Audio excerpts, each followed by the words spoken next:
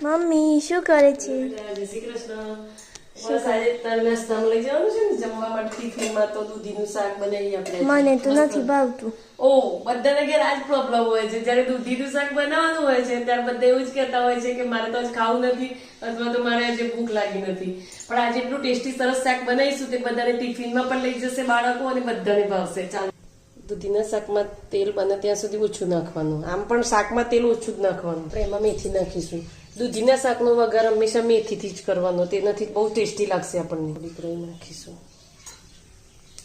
થોડુંક જીરું નાખીશું, આખા દાણા નાખીશું, છેલ્લે આપણે હિંગ નાખીશું અને મરચું નાખીશું. દૂધી ઉમેરી દઈશું, બટાકા પણ બંને સાથે ઉમેરી દઈશું. એકદમ થોડું સાતરવા દઈશું.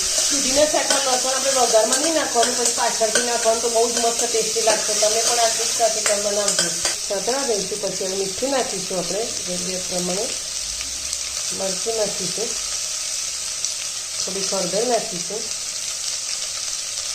અને બધાને હલાવી દઈશું. ડીસી બીટી મસાલો બળી ના જાય. પાછળથી જ્યારે સાંતળી જાય પછી આદુ મરચાં અને લસણની પેસ્ટ પાછળથી નાખવાની, તેનાથી બહુ જ મસ્ત ટેસ્ટ આવશે.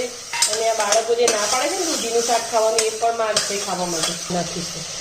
હવે આપણે થોડુંક પાણી રેડીશું, બહુ પાણી નહીં રેડવાનું. જો રસાવાળું કરવું હોય તો જ વધારે પાણી રેડવાનું, નહીંતર માપસર જ પાણી રેડવાનું.